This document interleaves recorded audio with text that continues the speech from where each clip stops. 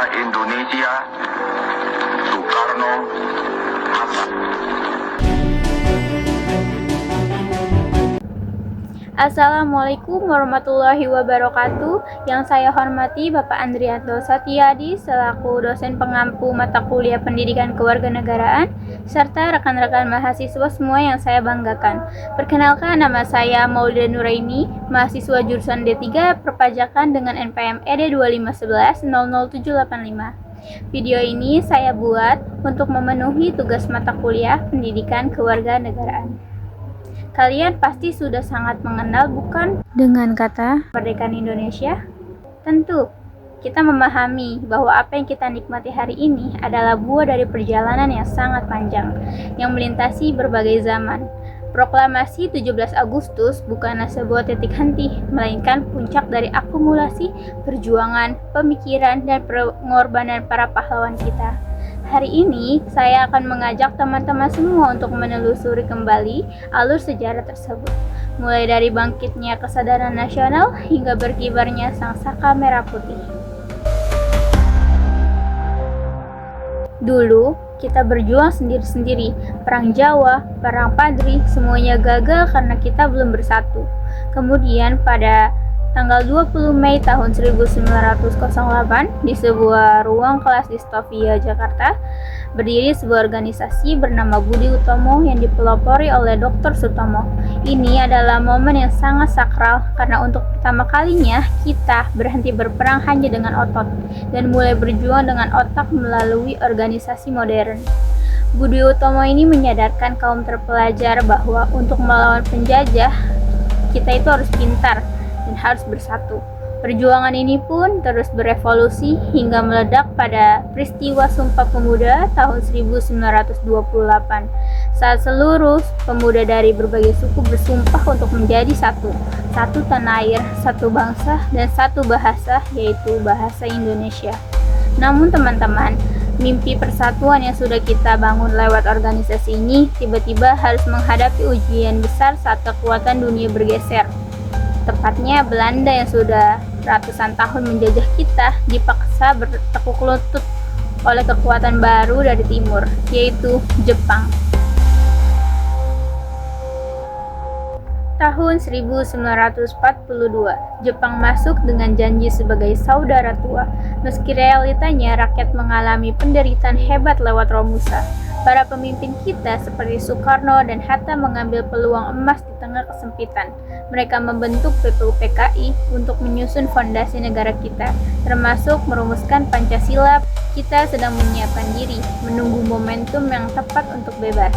Momentum yang ditunggu-tunggu itu akhirnya datang secara tak terduga saat Jepang hancur akibat bom atom di Hiroshima dan Nagasaki pada Agustus 1945.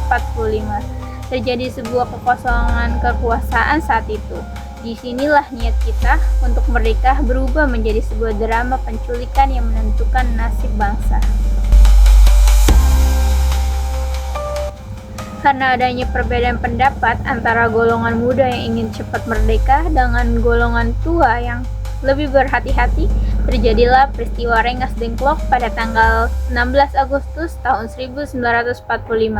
Soekarno dan Hatta diculik oleh para pemuda, bukan untuk disakiti, tapi untuk dijauhkan dari pengaruh Jepang. Para pemuda ingin memastikan bahwa kemerdekaan ini adalah murni hasil keberanian kita sendiri. Dan setelah melewati berbagai perdebatan yang sengit, akhirnya mencapai titik temu. Kemudian mereka segera kembali ke Jakarta malam itu juga. Di bawah cahaya lampu remang di rumah Laksamana Maeda, sebuah naskah yang akan merobek rantai penjajahan pun mulai disusun. Tepat pada tanggal 17 Agustus tahun 1945, pukul 10 pagi di Jalan Pegangsaan Timur nomor 56, sejarah dunia tercipta. Dengan suara yang tegas, Soekarno membacakan teks proklamasi. Di sampingnya berdiri Bung Hatta sebagai saksi bisu lahirnya sebuah bangsa. Bendera merah putih hasil jahitan tangan Ibu Fatmawati naik ke atas langit, diiringi air mata haru rakyat yang hadir. Detik itu juga Indonesia resmi berdiri di atas kakinya sendiri. Tapi apakah semua masalah itu sudah selesai? Ternyata tidak.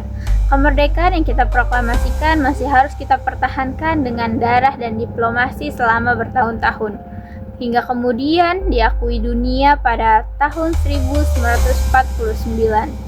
Bapak Andrianto dan teman-teman semua yang saya hormati, sebagai kesimpulan untuk menutup video ini, perjalanan dari berdirinya Budi Utomo hingga proklamasi 17 Agustus 1945 membuktikan satu hal, bahwa kemerdekaan Indonesia bukanlah sebuah kebetulan, apalagi hadiah dari bangsa lain. Ia adalah hasil dari persatuan ide, keberanian mengambil risiko, dan pengorbanan yang tak terhitung nilainya. Sebagai mahasiswa, khususnya di tengah tantangan zaman yang semakin kompleks, tugas kita bukan lagi merebut kemerdekaan, melainkan mempertahankan kedaulatan. Memahami sejarah ini adalah cara kita untuk mencintai tanah air dengan dasar yang kuat. Mari kita jadikan semangat para pahlawan sebagai komitmen untuk terus berkontribusi bagi kemajuan bangsa ke depannya. Demikian pemaparan dari saya, Maulida Nuraini. Mohon maaf apabila ada kesalahan. Terima kasih. Wassalamualaikum warahmatullahi wabarakatuh.